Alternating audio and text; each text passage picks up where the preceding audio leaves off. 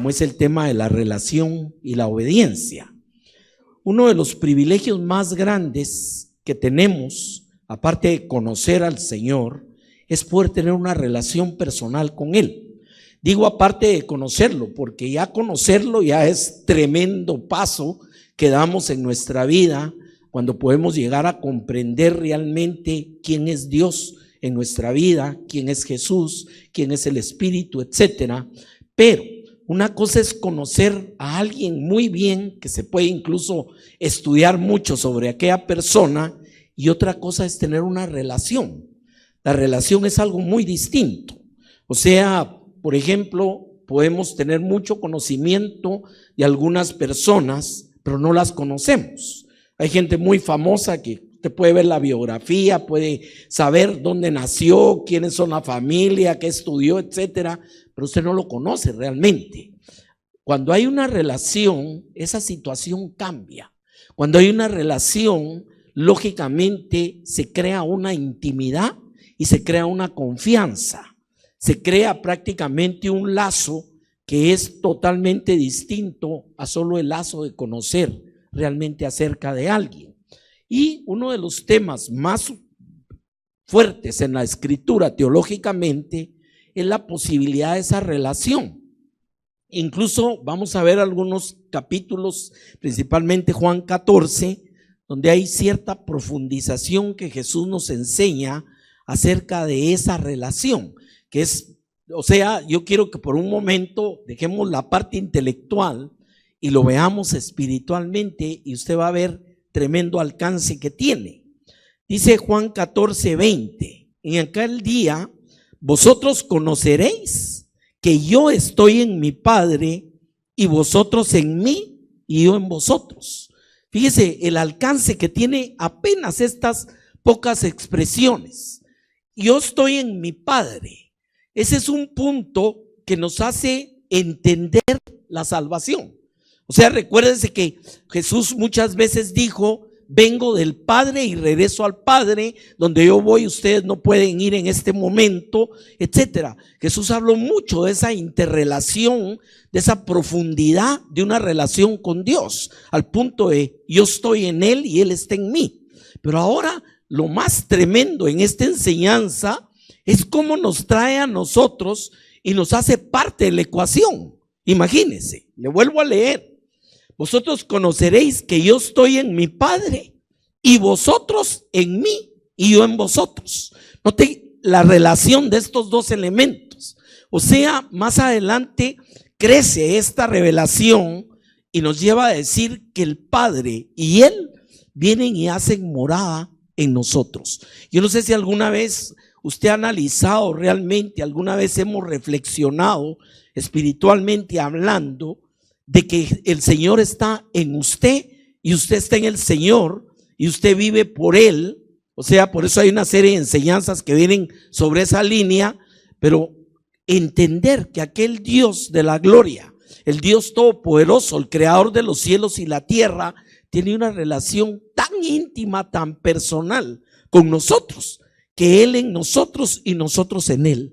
O sea, ese es el tema de la relación como lo presenta la palabra.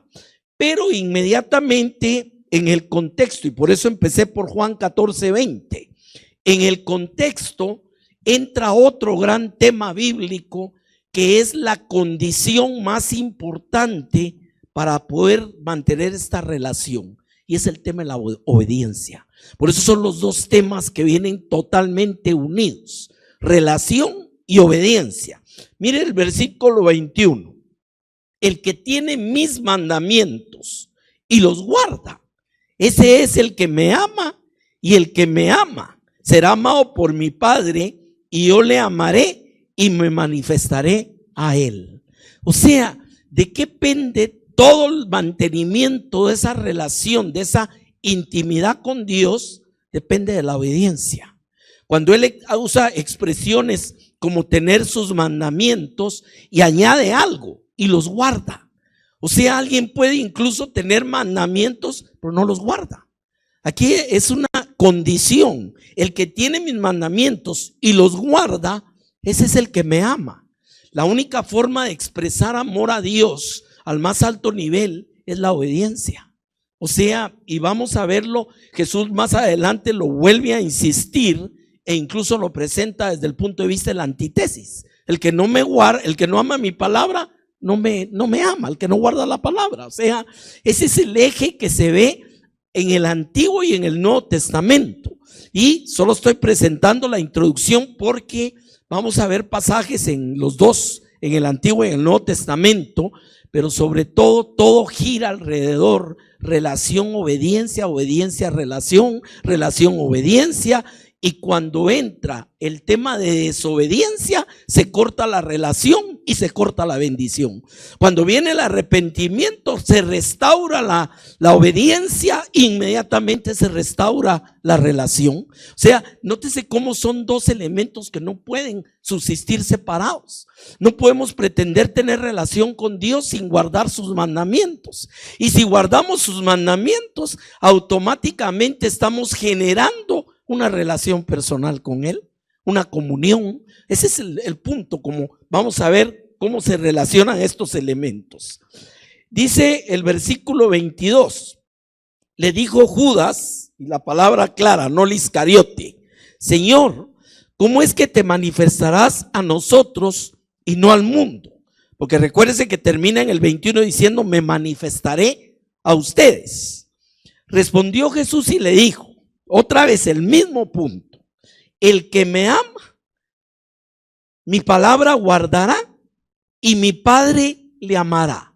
Ahora, hasta este momento había terminado cuando lo dijo anteriormente en el verso 21: será amado por mi Padre y yo le amaré y me manifestaré.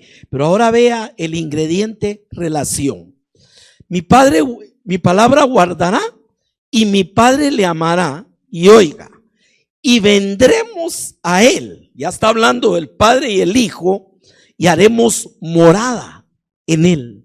Ahora, esa morada en Él va más allá de una relación casual o de una relación de un momento. O sea, muchas veces la relación de algunas personas no va más allá de un momento de necesidad. O sea, es cuando buscan a Dios con todo y se meten de cabeza con Dios. No, hacer morada significa nos vamos a ir a vivir con Él y en Él. Ese es el punto. Y todo esto está preparando en el contexto la venida del Espíritu Santo. Exactamente, por eso dice: yo me iré, pero no los dejaré huérfanos, porque vendrá el Espíritu sobre vosotros. El Espíritu que está con ustedes estará en ustedes. Y más adelante dice: y estará sobre ustedes. O sea, los tres estatus del Espíritu en nuestra vida. Ahora, el Espíritu Santo se constituye en la presencia misma del mismo Padre y del Hijo, que viene a ser morada en nosotros.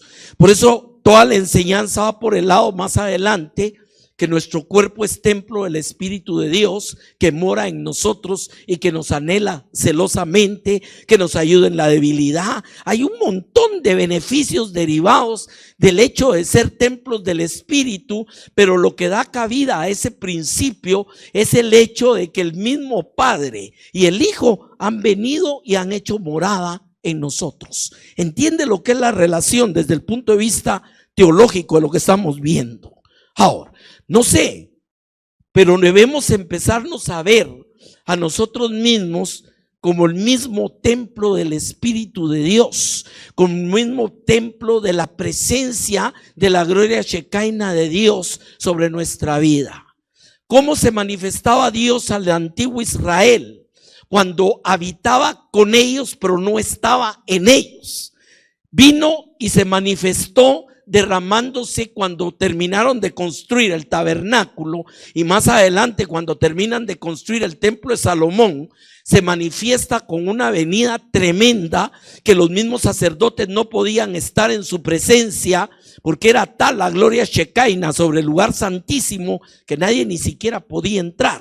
Ahora, qué maravilloso que bajo el nuevo pacto ya no habita en templos hechos de hombres, sino lo que pasó en el día de Pentecostés Fue exactamente la venida de la gloria Shekinah, solo que ahora reposar en nosotros como templo del Espíritu Santo. Ve cómo viene esto en la revelación progresiva.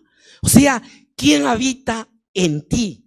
¿Quién mora contigo? ¿Quién ha venido a ser morada contigo? Ni más ni menos que Padre, Hijo y Espíritu Santo. ¿Se puede imaginar el tremendo privilegio que tenemos como hijos de Dios y como cristianos de ser templos de Dios? Y por eso cuando vemos la oración sacerdotal de Jesús en Juan capítulo 17, vemos que Jesús hace una aclaración cuando está intercediendo ante el Padre y le dice: no te pido por el mundo, sino te pido por estos que tú me diste del mundo. ¿Quiénes son estos? Estos son los que creyeron y los que creerán en el tiempo a través de ellos. O sea que aquí estamos nosotros el día de hoy. Estamos en ese grupo privilegiado de ser los que hemos creído en Él, y como consecuencia lo que ha venido a nuestra vida es que Él haga morada con nosotros. Fíjense el tema de cómo se introduce esa relación. Es una relación y por eso dice que nos anhela. Por eso es un Dios celoso de nuestra vida. ¿Por qué? Porque quiere que seamos solo de Él. Así de sencillo. Ha pagado un precio y ha dado lo más grande que nadie pudo haber dado por nosotros. ¿Y quiénes éramos nosotros? Pero Él lo pagó para venir y hacer morada en nosotros. Y le digo, viene todavía una etapa más. Ahorita somos templo de Él. Va a llegar un momento que estemos en la presencia de Él, ya físicamente viéndolo, y entonces habitaremos con Él para siempre. Ese es el cierre del libro de Apocalipsis. Nótese, empieza con una relación en el huerto del Edén que era única, una relación de plática, de cercanía, de comunión. De ahí evoluciona a la presencia de Dios bajando en el tabernáculo y en los templos hechos de hombres, a morar con ellos con una presencia. Y después viene y se derrama por el Espíritu Santo en la vida directamente de nosotros y hace morada con nosotros para finalmente ser llevados con Él a su presencia y habitar con Él para siempre. ¿Entiende cuál es? Eso se llama revelación progresiva desde el punto de vista teológico de la palabra. Ahora, volvamos a nuestro punto. Vemos que el pivote sobre el cual gira esa relación personal, esa relación íntima, esa relación, y perdone la palabra, increíble, porque esa es la realidad. Imagínense al Dios de los cielos haciendo pacto con nosotros y viniendo a vivir en nosotros y amándonos a nosotros y haciendo morada en nosotros. Pero todo va a girar bajo el elemento obediencia. Por eso es un tema repetitivo. Ese es estrictamente, hay ciertos temas que lo que se llama teología sistemática, que son temas que empiezan en en Génesis, terminan en Apocalipsis. El primer tema es la obediencia, y usted puede verlo desde el huerto del Edén. ¿Qué pasó cuando ellos quebraron la única condición que tenían para esa relación con Dios? Se cortó, aquí como usted lo oye. ¿Y cuál fue la reacción inmediata del hombre cuando pecó? Tener una ausencia de Dios, porque se cortó la relación. Y esa ausencia de Dios se convierte en miedo a Dios, se convierte en buscar excusas, en buscar culpables, tratando de justificar por qué se había perdido. Pero ¿cuál fue lo que realmente se perdió? Que se comieran una manzana. Eso se lo ha inventado la tradición. Simplemente fue desobediencia. Imagínense que la Biblia de Adán y Eva, usted la abría y tenía un solo versículo, un solo mandamiento: de ese árbol no comerás. Y fue lo que fueron a hacer. O sea, ¿cómo quebrar el mandamiento? Quebrar, entrar en desobediencia, automáticamente anula la presencia de Dios en nuestra vida. ¿Me entiende el punto este? Ahora, ese aspecto lo vemos a lo largo de la Biblia. Hay ciclos. Solo el libro de Jueces tiene 7 ciclos. No digamos los libros históricos, donde hay una relación: obediencia, bendición, presencia de Dios. Desobediencia, rebeldía, alejamiento de Dios. Arrepentimiento, vuelta a la obediencia, trae presencia de Dios, trae bendición. Eso lo vemos, es un círculo, como los ciclos económicos, exactamente igual. Se cumple en la vida de un pueblo, se cumple en la vida de una nación, se cumple en la vida de una persona en lo individual. O sea, vamos a ir viendo algunos otros pasajes y voy a terminar con una parábola que dio Jesús, que lo que está representando exactamente es el tema que estamos tocando. Juan capítulo 15, verso 4. Aquí hay un tema también muy importante. Permaneced en mí y yo en vosotros. El Señor no quiere que esa relación sea cuando tenemos necesidad, cuando estamos desesperados. No, porque lamentablemente le digo, eso trae muchas veces a la gente a buscar a Dios. Y qué bueno, pero no es esa la voluntad de Dios. Dios quiere que estés con Él siempre como Él está contigo. Quiere tener una relación, como lo vimos, de hacer morada en nuestra vida de forma permanente. Y por eso Jesús usa el término permaneced en mí y yo en vosotros. Amén. Y le digo, esto es la medicina más fuerte que hay contra un tema que se llama ética situacional, donde la gente depende con quién esté, así se porta. Pero si usted sabe que usted está con Dios y Dios con usted permanentemente, tu vida va a ser transparente, no importando ni el lugar, ni el contexto, ni con quién estés o no estés. Vemos el alcance de esto. Y eso lo tuvo que entender David de un porrazo, hermano. ¿Por qué? Porque con lo de Betsabé y Urías creyó que le iba a jugar la vuelta a Dios. Dijo, no, ya, todo se apaciguó, ya el muchachito se murió, pues, pero ya viene otro y todo está tranquilo. Cuando Dios le manda al Natán, el profeta, a decirle lo que hizo, él escribe el Salmo 139. ¿A dónde me iré de tu espíritu? Si subo a los cielos estás tú y si bajo al Seol estás tú. No se puede. ¿Por qué? Porque cuando llega el hombre a entender que somos morada de Dios, lógicamente tiene un impacto en nuestra ética para con Dios y para con todo nuestro entorno. Lógicamente es cuando ya no podemos, como hace mucha gente, dejar a Dios fuera del negocio o dejar fuera a Dios de ciertas situaciones y solo tenerlo para cuando le conviene o solo cuando lo vienen a buscar a la iglesia. Esa es como una línea religiosa terrible en la vida de muchas personas. El Viernes Santo se golpean el pecho y el sábado se ponen la gran borrachera y se van al puerto. O sea, es el tipo de elementos que nos va enseñando lo que significa el alcance de esa relación. Y Jesús pone aquí un elemento más de permanencia. La relación con Dios es permanencia. Y le digo, voy a poner un ejemplo, voy a cumplir 40 años de casado. O sea, la relación matrimonial es permanente. Usted no se va de la casa y dice, vengo dentro de 3 meses. No, es una vida permanente. Es una vida de comunión, de intimidad para toda la vida. O sea, cuando nos casan, yo he casado, a saber cuántas parejas, así me dice mi hijo y no te remuerde la conciencia. Pero le digo, uno dice hasta que la muerte los separe. Y es cierto. O sea, el matrimonio, eso es para Dios. Y esto es un matrimonio con Dios, con una diferencia, que la muerte no nos va a separar, sino nos va a acercar más a Él. Amén. Gloria a Dios. Permaneced en mí y yo en vosotros. Y pone un ejemplo, una alegoría. Como el pámpano no puede llevar fruto por sí mismo si no permanece en la vida, así tampoco vosotros si no permanecéis en mí. O sea, está hablando con personas que estaban acostumbradas a la avicultura, sabían cómo era el proceso y sabían que definitivamente el pámpano es lo que une, lo que viene de vida, de la propia vid, pero es lo que se carga de fruto. Y dice, ustedes son los pámpanos y yo soy la vid. Si están separados de mí no puedes hacer nada. Es otra forma de mantener esa relación.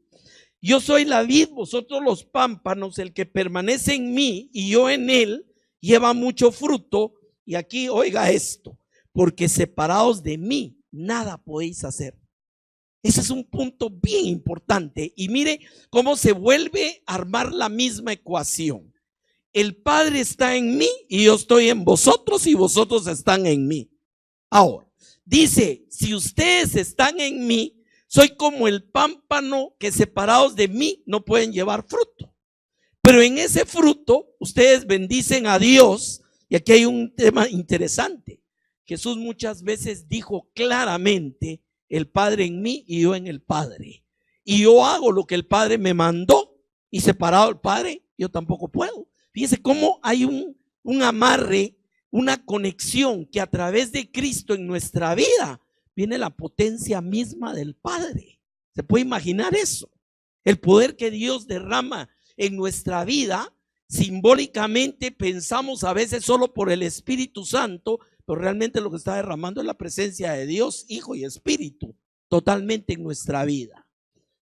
Este es un ejemplo que habla nuevamente de la relación Jesús-discípulo.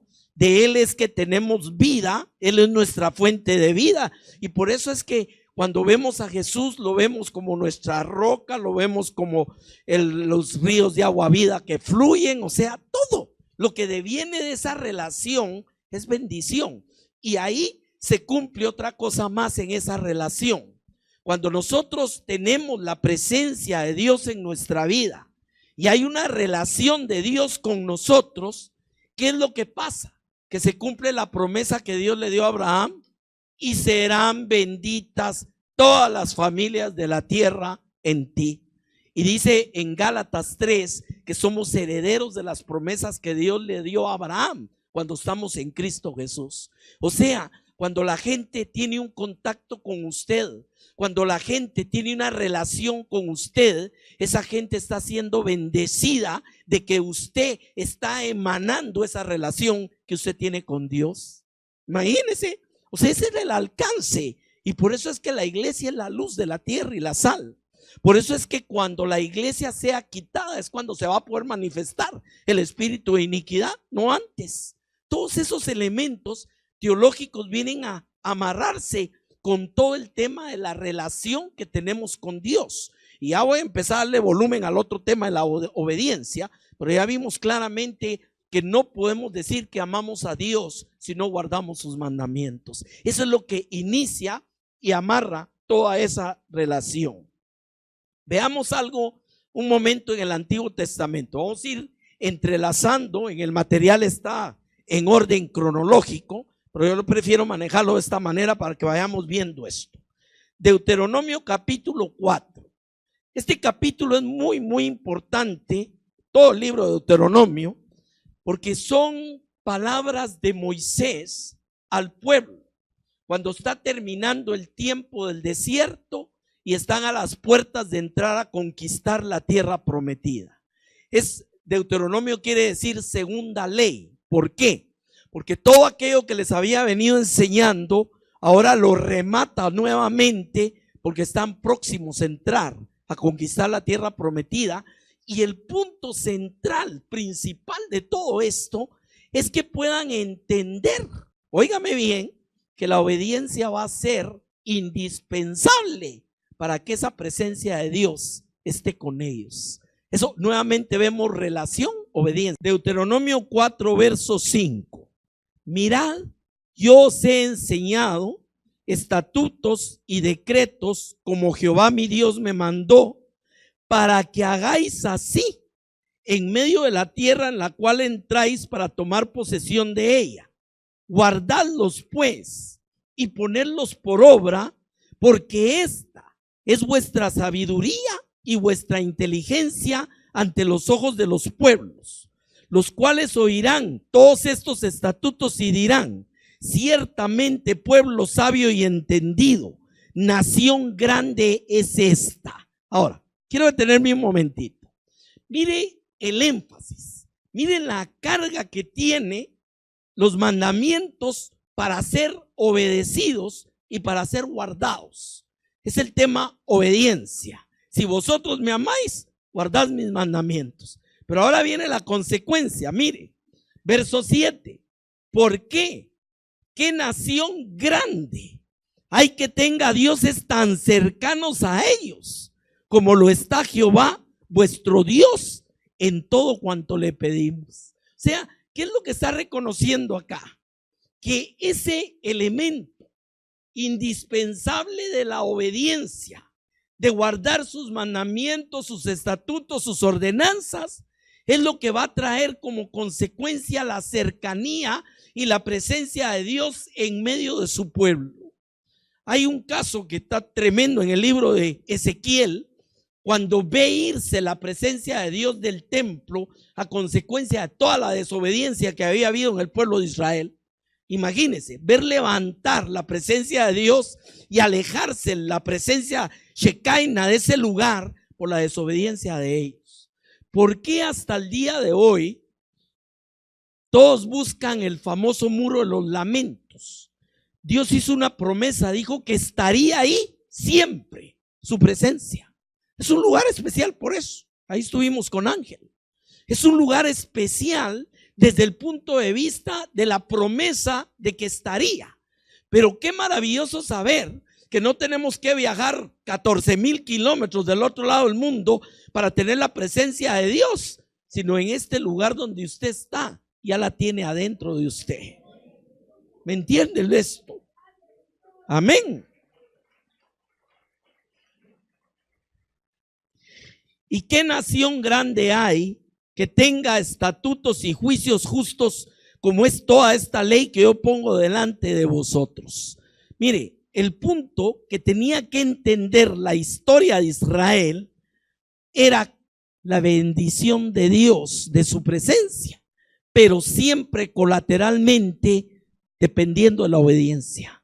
Y es que este es un tema que a veces nos cuesta un poco entender desde el punto de vista que comentaba mi hermana.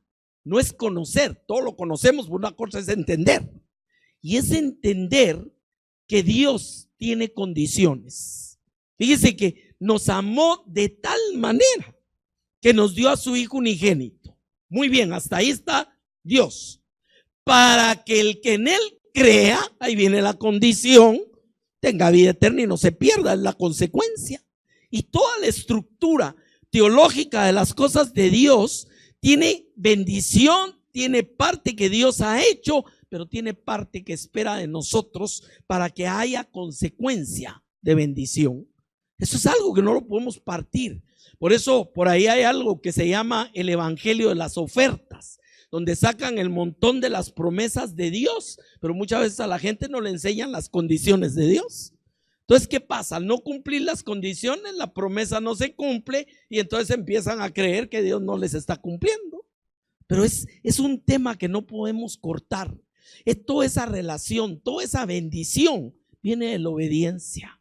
Y le voy a decir, hay un personaje en la Biblia que no entendía esto y se puso celoso, y es el hermano el pródigo. ¿Sabe usted eso? Voy a hablar de esa parábola un poquito adelante, porque ahí está el tema de la relación de la obediencia con el Padre y la bendición. Pero hablemos un momentito del hijo el pródigo. ¿Qué pasó? Cuando ve que el padre hace fiesta porque regresó el hijo, se encela y le va a decir: yo he estado contigo siempre y no me das ni un cabrito. O sea, este hombre no había entendido que estar en la casa del Padre y tener comunión con el Padre era la bendición más grande que podía tener. Y ese es el punto de la bendición.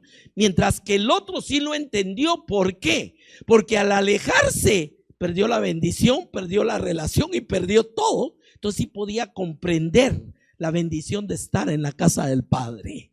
Y ese es el punto de la obediencia. La obediencia es ese elemento que nos pega con la presencia de Dios. Y cuando dice permaneced en mí, es el deseo, es la voluntad divina, pero dependiendo también de cuánto guardamos sus mandamientos. Cuando usted vea la Biblia desde el punto de vista de toda la historia, en el Antiguo Testamento va a encontrar patrones, va a encontrar elementos que se repiten y se repiten en diversas circunstancias, en diversos libros, bajo diferentes formas.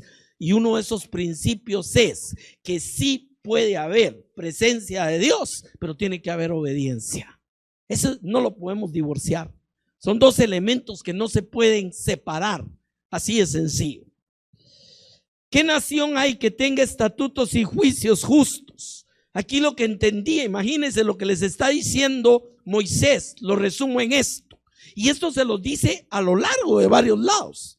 El de parte más extensa está en el capítulo 28, cuando dice qué les va a acontecer si dejan la palabra y qué les va a acontecer si guardan la palabra. Y todo es bendición y maldición. De hecho, así se llama, las bendiciones y maldiciones de la ley.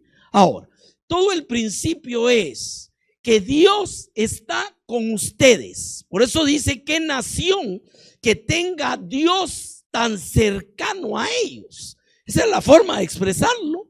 Pero también vemos en el mismo contexto, guardar y poner por obra la palabra. Y hay un tema aquí que me gusta en el verso 6. Esta es vuestra sabiduría y vuestra inteligencia. O sea que ser sabio e inteligente, guardar la palabra de Dios. Así es en sí. Se puede tener el IQ que usted tenga y ser un genio en muchas cosas, pero si no tiene a Dios. Y le digo, hace un tiempo murió alguien muy reconocido después de Einstein, pero tenía una gran diferencia con Einstein, que Einstein sí creía en Dios. Einstein sí había sido creado bajo el temor de Jehová, mientras que el otro no. ¿Me entiende? Entonces es ahí donde vemos la sabiduría y la inteligencia viene de guardar la palabra de Dios y entender esa relación que Dios tiene con nosotros. En la historia de Israel, solo termino con esto, verso 40, siempre en Deuteronomio 4. Guarda sus estatutos y sus mandamientos, los cuales yo te mando hoy, para que te vaya bien a ti y a tus hijos después de ti, y prolongues tus días sobre la tierra que Jehová tu Dios te da para siempre. ¿Entiende este punto? O sea, la bendición no es algo que usted produzca, no es algo que usted genere. La bendición es producto de la obediencia y la relación con Dios. ¿Vemos eso? Es bien importante entender esto. O sea, ¿por qué nos bendice Dios? Nos bendice porque tiene una comunión íntima con nosotros, y esa comunión está porque somos obedientes a su palabra. O sea, vamos, ingrediente, la consecuencia es la bendición, lógicamente, pero la consecuencia es la bendición, pero el requerimiento es la obediencia, y la presencia de Dios de por sí trae bendición. Y aquí quiero decirle algo. ¿Qué pasa? ¿Por qué la bendición viene en ese orden? Porque lógicamente, si habitamos con Dios en nosotros y nosotros en Él, y tenemos una comunión con Dios, ¿qué es lo que se va a producir alrededor de Dios, hermano? Bendición. Amén. Como decía alguien, es estar debajo del paraguas. O sea, viene lluvia, pero usted está salvaguardado. Y no es lo mismo que usted viva ahí, a que usted salga corriendo a buscar dónde se salvaguarda cuando viene el aguacero encima. Son elementos que vemos acá. En Nehemías, capítulo 9, ya después que han pasado el tiempo de la cautividad en Babilonia, ya había sido destruidas varias de las de las tribus de Israel dentro de la historia bíblica, y Nehemías regresa y reconstruye los muros del templo, de Jerusalén. Ya había sido reconstruido el templo, y habían habido dos grupos que habían regresado antes, etcétera. Está siendo restaurado el pueblo de Israel a su tierra, y esto es varios cientos de años antes de Jesucristo, pero es como una restauración para preparar al pueblo para aquello. Empiezan en Nehemías 9. Le recomiendo leer ese capítulo entero en su casa muy despacio, porque ese capítulo es exactamente obediencia, bendición, desobediencia, maldición, obediencia, comunión, desobediencia, alejamiento de Dios. O sea, y lo encuentra así, y así. Ahí están todos los ciclos también. Y dice en el verso 25, Nehemías 9, y tomaron ciudades fortificadas y tierra fértil, y heredaros casas llenas de todo bien, cisternas hechas, viñas, olivares, muchos árboles frutales. Comieron, se saciaron y se deleitaron de tu gran bondad. Hasta ahí todo estaba bonito. Eso es obediencia, eso es comunión. Dios había puesto su presencia en medio de su pueblo. Pero luego dice el verso 26: pero te provocaron a ira y se rebelaron contra ti, y echaron tu ley tras sus espaldas, y mataron a tus profetas que protestaban contra ellos para convertirlos a ti, e hicieron grandes abominaciones. Oiga esto, aquí vemos el rompimiento de la relación de un Dios que los ha super bendecido, y viene un rompimiento por la desobediencia. Hay una expresión ahí que se usa muchas veces en la Biblia, significa echaron tras de sí tus palabras. ¿Qué hace usted con la basura? La tira. No la debe tirar, pero la tira.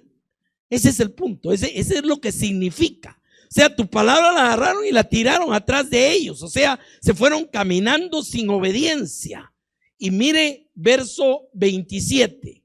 Entonces los entregaste en mano de sus enemigos, los cuales los afligieron. O sea, vemos, esta es la antítesis de lo que estamos hablando. Hay gran bendición, hay gran presencia de Dios. Dios está con su pueblo. Nadie les puede hacer frente, pero empiezan a torcerse, se empiezan a ir, empiezan a dejar la palabra, la echan atrás de ellos, y entonces viene la derrota y viene la aflicción. O sea, es el patrón otra vez. Por eso le digo 3 elementos. La presencia de Dios depende de nuestra obediencia hacia Él, que es la forma de agradarlo, y eso conlleva como resultado bendición.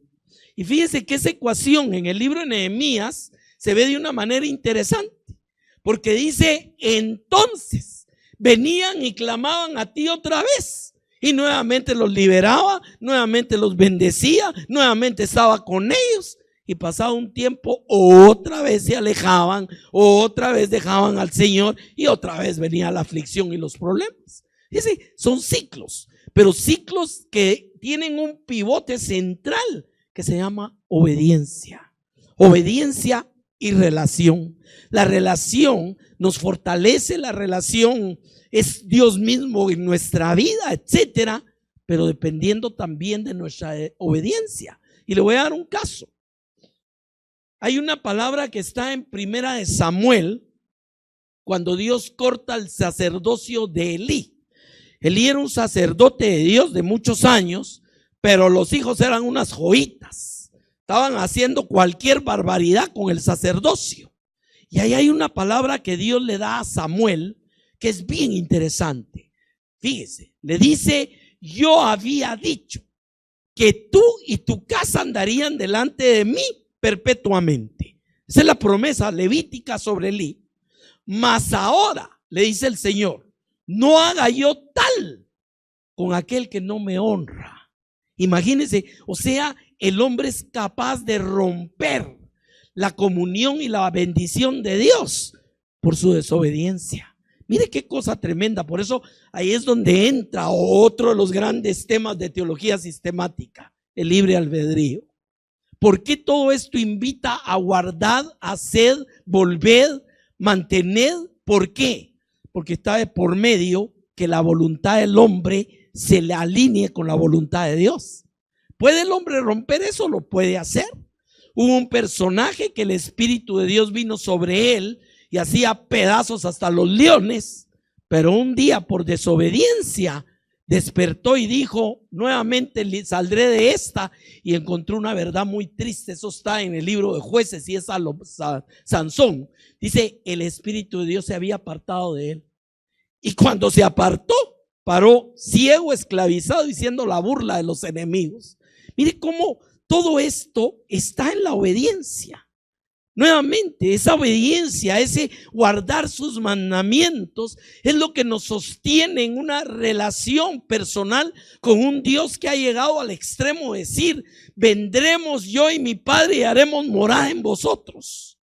Punto. Volvamos a Deuteronomio. Quiero ver algo más ahí. capítulo 6, verso 1, para que veamos el ciclo otra vez de esto.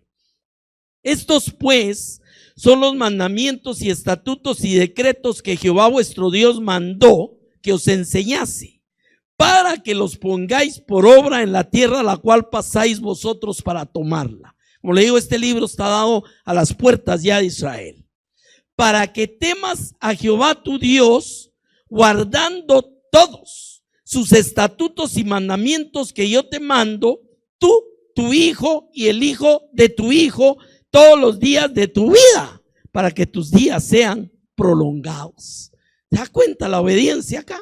¿Por qué hay tanta insistencia sobre el punto obediencia, obediencia, obediencia? Porque Dios sabía que la única forma como podían cortar esa relación era por desobediencia. Y déjeme decirle,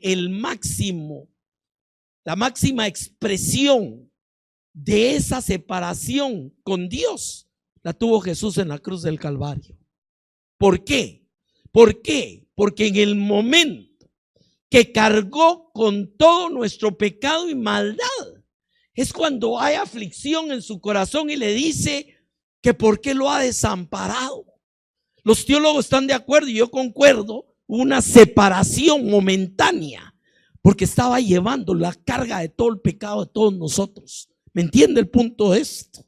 Ahora, el ser más perfecto, la persona, el Hijo unigénito de Dios, pierde voluntariamente por un momento su perfecta comunión con Dios por nosotros, para que nosotros nunca perdamos esa comunión. ¿Me entiende el precio de eso, hermano? ¿Me entiende el precio de eso? Y claro, recordemos, Él nunca fue desobediente, ni nunca pecó. Era la carga de nosotros la que estaba creando una separación entre Dios y su propio Hijo por amor a nosotros en esa cruz del Calvario. Esos son elementos. Mire, la cruz tiene unas cosas que hay que estudiar muy detenidamente, porque las implicaciones que tiene son tremendamente profundas desde el punto de vista de nuestra vida espiritual. Y créame, hay cantidades de cristianos que nunca han llegado a profundizar con el entendimiento de ese tipo de situaciones, hermano. Es importantísimo, por eso, escudriñar. Eso va más allá de solo leer o solo enterarse. Es realmente meditar de día y de noche, porque va a encontrar cosas sobre cosas sobre cosas, y Dios va a estar dando un espíritu de revelación en su vida. Volvamos al punto. Oye pues Israel, aquí viene el Shema. Oye pues Israel, y cuida de ponerlos por obra para que te vaya bien en la tierra que fluye leche y miel, y os multipliquéis como te ha dicho Jehová, el Dios de tus padres. Oye Israel, mire esto: Jehová nuestro Dios, Jehová uno es, y amarás a Jehová tu Dios de todo tu corazón y de toda tu alma y con todas tus fuerzas. Eso es lo que Él espera de nosotros. Y aquí viene un elemento muy importante.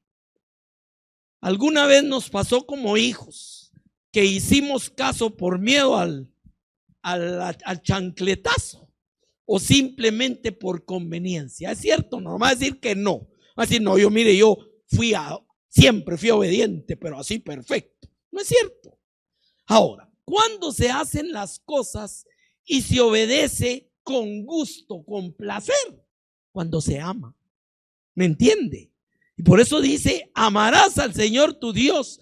A Dios no le interesa una obediencia a lo religioso, que hay que hacer esto y ahora lo otro y ahora aquello. Le interesa una obediencia por amor. El que me ama guarda mi palabra. El que no me ama no me guarda mi palabra. Por eso es que para mucha gente es pesado venir a la iglesia. Es pesado estar oyendo la palabra, otra vez la palabra, otra vez hay que ir a la iglesia. ¿Por qué? Porque si no hay amor, esto se vuelve una carga. Y Jesús dijo, mis mandamientos no son gravosos. ¿Por qué? Porque si amamos, todo es muy placer. ¿Es cierto o no es cierto? Mire, y eso lo ve usted en todo. Porque usted tiene a sus hijos lo mejor que puede, les da la mejor educación, porque usted bendice a sus hijos. Porque si no, mi esposa me demanda y me van a poner una demanda de alimentos. Si lo hace por eso, mejor déjelos de una vez. No, ¿por qué lo hacemos? Porque los amamos. Y Dios a nosotros nos ama. ¿Me entiende? La bendición de Dios es producto y expresión de su amor al extremo de darnos a su hijo. Pero espera una reciprocidad vía la obediencia por amor. Es por eso aquí pone, esto no está aquí por gusto.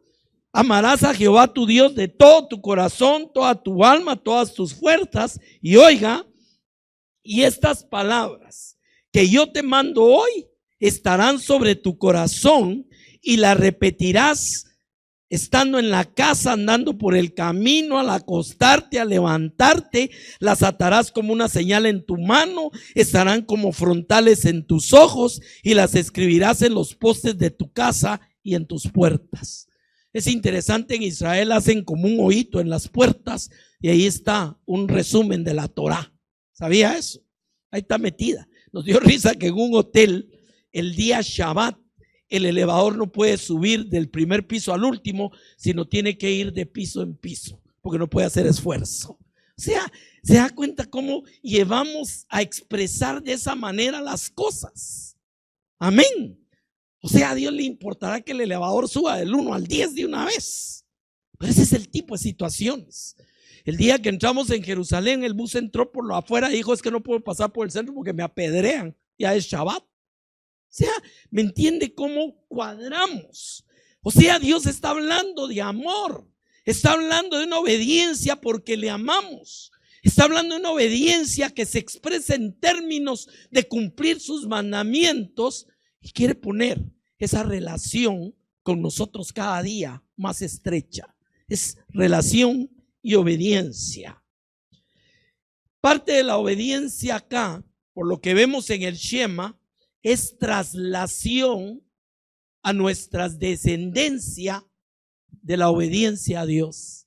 Entonces, ¿qué sucede? Tenemos muchísimos hogares donde los hijos han tenido todo lo material e intelectual que pueden desear, pero no han tenido instrucción de aprender a amar a Dios.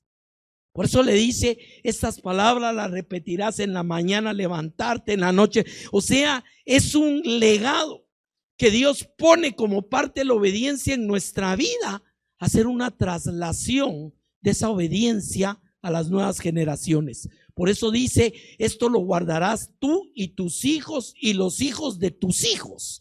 Y además, por eso es que lo presenta de una manera para que sean bendecidos. O sea, ¿puedo yo heredarle a mis hijos la bendición de Dios? Sí, se puede, cuando usted los ha instruido en los caminos de Dios. Esa es una bendición. O sea, es cuando realmente usted está dejando un legado de obediencia, un legado de bendición, porque nuestros hijos aprenden de nosotros, de nuestro ejemplo, sobre todo, que es amar a Dios. Y esa es la forma de esa traslación de la obediencia. Mire, vamos al libro de Jueces, al principio. Y encontramos un versículo muy triste. Dice que se había levantado una generación en Israel que ya no conocía a Dios ni lo que había hecho. ¿Y sabe qué es lo triste? Estamos hablando de la tercera generación, la segunda de los que entraron a conquistar la tierra prometida. ¿Qué pasó con eso? Lo que pasó fue que se acomodaron. Qué bonito ya. Dice el libro de Josué en el capítulo 22 que no hubo palabra de las que Dios les había dado que no la haya cumplido. Todo se cumplió. ¿Y qué hicieron con eso? Ya no trasladar esa bendición a la nueva generación. Y en el libro de Jueces ya empieza a venir el juicio, ya empieza a venir la derrota. ¿Por qué? Porque el pueblo ya no sabía obedecer a Dios. ¿Me entiende cómo es ese proceso? Esa traslación es parte de esto. Voy a terminar muy rápidamente porque ya vi que ya se me fue el tiempo, pero no tengo yo la culpa. Me dan temas demasiado complejos para cubrirlos en una hora. Y además me gusta hablar.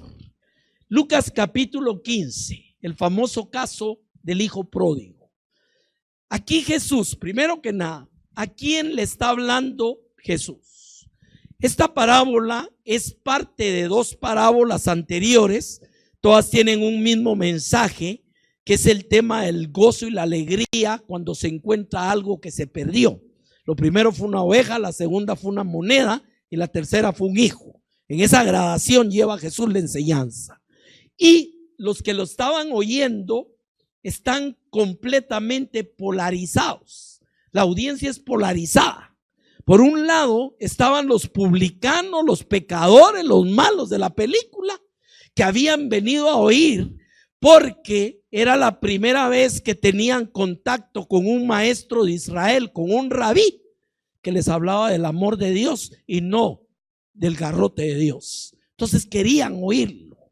Pero del otro lado teníamos a los fariseos, a los escribas, a los sacerdotes de aquel lado criticando y no entendiendo lo que estaba enseñando. Y lo lleva con la expresión de tres cosas de su trasfondo. La oveja, porque eran pastores; la moneda, que tenía una especial importancia para demostrar que una mujer era una mujer como debía de ser. Por eso es que barrió la casa y todo para no perder su moneda. Pero la tercera es un hijo que pide la herencia y se va. O sea, mire cómo va Jesús gradualmente introduciéndolos al clímax del tema, que es la respuesta de un padre que ama cuando un hijo se arrepiente. Ese es el clímax del tema. Pero veamos algunas cosas. Primero, Lucas 15. ¿Qué hizo el hijo? Hizo algo que era normal en la época. Le pidió al padre que le diera la herencia anticipadamente. Y luego dice que se fue lejos a vivir una vida perdida. Dilapidó la herencia y llegó a un estado en que era pastor de cerdos, que era lo más degradante que podía haber en Israel, y tenía tanta hambre que aún la comía, los cerdos la deseaba para llenar ese apetito. Imagínense el estado de calamidad en que cae. Y todo el retorno empieza con una pequeña frase que es tremendamente trascendental: y volviendo en sí. ¿Qué es volver en sí? Es abrir los ojos a la realidad. Es ver las cosas como son. Es cuando Dios le permite a alguien que mire las circunstancias y que vea la situación como es. ¿Me explico? Volviendo en sí, dice la palabra en el verso 14, dentro de sí mismo. Porque aquí hay un tema interesantísimo. Esto que viene no pasó afuera, pasó dentro del corazón del hombre. Ahí empieza a trabajar Dios. El hombre viene y reacciona y dice: me levantaré e iré a mi padre. ¿Por qué? Porque había perdido toda comunión y toda relación con el padre. Y entendía que en la casa del padre había abundancia y había bendición. O sea, ¿qué fue lo primero que este hombre entendió? Que alejado de la casa del padre, por eso estaba como estaba. ¿Me explico? O sea, perder esa comunión. Y por eso le voy a poner un paréntesis. En el Salmo 51, David tiene un miedo terrible. ¿Sabe a qué? A que quites de mí tu presencia. Léalo en el Salmo 51. No le interesaba que me quite el reino, que los enemigos me hagan pedazos, que se lleven todas las ovejas. No me importa. Lo que yo tengo miedo es: no quites, oh Dios, de mí tu presencia. ¿Me entiende por qué entendía eso? David sabía: si la presencia de Dios está conmigo, todo lo demás es pan comido. Pero si se aleja de mí, la cosa me va a ir mal. Y eso es lo que entiende el pródigo en la porqueriza. Iré a la casa de mi padre y le diré: Padre, he pecado contra el cielo y contra ti. Ese es el proceso del arrepentimiento. Ya no soy digno de ser llamado tu hijo, hazme como a uno de tus jornaleros. Ahí hay varios elementos, no quiero entrar, ese no es el tema, pero hay varias cosas. La primera de ellas es entender que delante de Dios no ponemos excusas, pedimos perdón. Y la otra es que no nos va a perdonar porque somos muy buena gente y porque la balanza, el que peca y reza empata, sino lo va a hacer por misericordia y por gracia. Ahí están los dos elementos. ¿Qué hizo el ladrón de la cruz? acuérdate de mí cuando vengas en tu reino. Estamos aquí porque los hechos que hicimos merecieron esto. O sea, la misma cuestión. Y ahí pues, son patrones que encontramos. Y levantándose. Mire, esto es lindo. Verso 20. Levantándose. A veces hacen cruzadas y viene aquel montón de gente al frente a que oren. ¿Sabe quiénes son los que se van a ir bendecidos y perdonados? Los que ya pasaron el proceso por dentro. Porque hay gente que pasa porque para ver qué pasa, pues, ¿me entiende? O que todos, va pues que oren por mí. O sea, esto es elemental dentro, antes de levantarse e ir al Padre.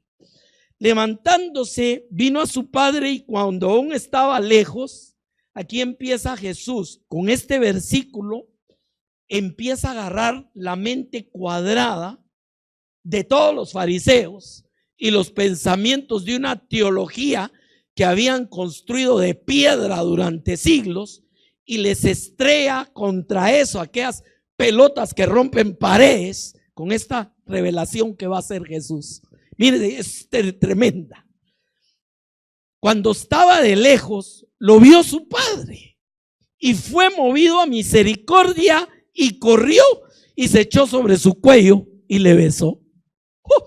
¿Se imagina para la mente que pensaba que hasta tener un problema físico era castigo de Dios, que les venga a decir que el Padre lo sale a encontrar con todo amor, lo abraza, lo besa, y ahí vienen una serie de expresiones? Puso anillo en su dedo, eso es restauración de que era hijo. Calzado en sus pies significaba tener un siervo nada más en la casa. Una túnica nueva, hizo matar el becerro más gordo, hizo fiesta. Todas esas expresiones, ¿por quién? Por un pródigo que se fue lejos, que dilapidó, que destruyó, que se alejó, que perdió la comunión. Pero el Padre está dispuesto a recibirlo de regreso y restablecer esa comunión. Y el pródigo entendí y sabía, porque en la paz, en la casa de mi Padre, ahí hay bendición. Ahí no voy a pasar hambre. Ahí no voy a tener todo esto. O sea, todo esto fue producto de mi desobediencia. Yo me fui lejos como queriendo decir, bueno, que no me miren lo que hago. Y ahora vengo de regreso sin nada, destruido, pero sé que en la casa de mi Padre hay bendición. ¿Por qué? Porque si yo restauro la obediencia, lógicamente se restaura la comunión y con la comunión viene la bendición. Entiende el círculo cerrándose otra vez. Y eso era lo que Jesús les estaba enseñando. Por eso le digo que aquí entra, ya no sigo ahí, ya llega el tiempo, pero aquí pasa exactamente lo del hijo, lo del hermano, el pródigo. Él no había entendido que estar en la casa del papá era bendición, no tenía esas necesidades. ¿Me entiende, hermano? Relación y obediencia. ¿Entiende por qué el tema se llama así? Y eso trae bendición. Vamos a orar esta mañana. Amén. Antes que me saquen el papelito. Amado Padre, gracias Señor por tu misericordia y por tu bondad. Gracias Padre porque tu palabra es lámpara a nuestros pies y lumbrera a nuestro camino. Tu palabra nos hace sabios y entendidos por medio de tu Espíritu que revela a nuestro corazón estas verdades que siguen aún el día de hoy escondidas al corazón de muchas personas. Gracias Padre porque entendemos que es maravilloso el gran, tremendo privilegio que seamos hechos hijos tuyos y que tú mismo vengas con tu Hijo amado y hagan morada en nuestra vida y nos den la oportunidad de esa comunión, de estar tú en nosotros y nosotros en ti. Pero también entendemos, Señor, la responsabilidad de amar tus mandamientos, la responsabilidad de ponerlos por obra en todo y de no desviarnos ni a izquierda ni derecha, sino mantener siempre nuestro caminar dentro de la palabra santa que tú nos has dado. Gracias porque sabemos que esto trae todo tipo de bendición a nuestras vidas y a nuestra descendencia también, Señor.